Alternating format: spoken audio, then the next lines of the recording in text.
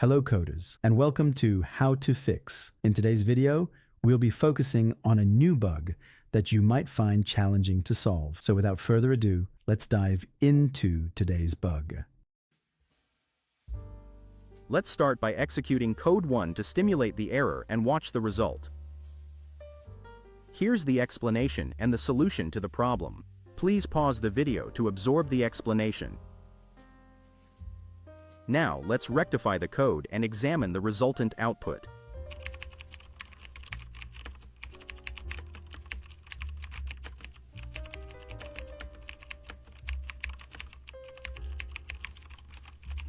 And voila!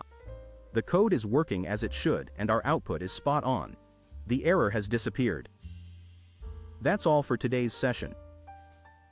If you found this guide beneficial, please like the video and join our channel for more how to fix coding videos. Always stay eager, continue your learning journey, and enjoy your coding experience.